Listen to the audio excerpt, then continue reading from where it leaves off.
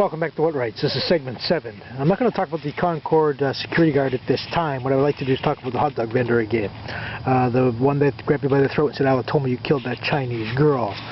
What he had done one day, I was crossing Burrard Street. I was heading towards Hornby Street, and about 10 feet before I got to the curb, I spit on the street.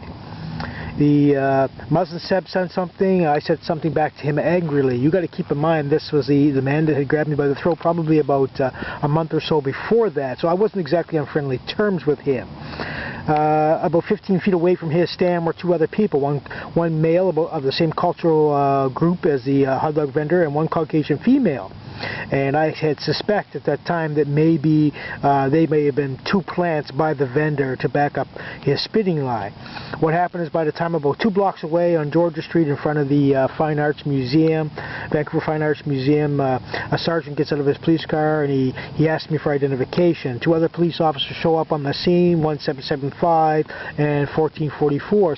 1775 was a male from India, and the other one was a Caucasian, about 5'2", 5'4" in height, with blondish hair. That was 1444.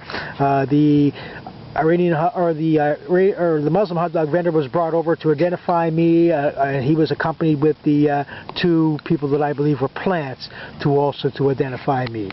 The guy from India, after he got me into handcuffs, he had said to the guy, the Muslim hot dog vendor, he said to me, he says, "You know what, we're going to take your coat, we're going to look for mucus, we're going to try and match it up to his DNA.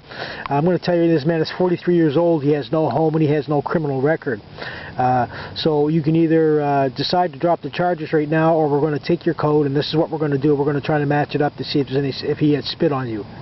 After hearing that, the Muslim knew he was going to be in trouble, and he just told him, "Well, you know, we'll just drop the charges," and that was it.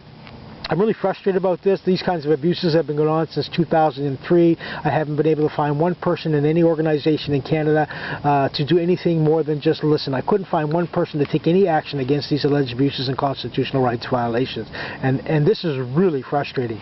So stay tuned for segment 8, and we'll talk about more about this frustration about these alleged abuses of my rights here.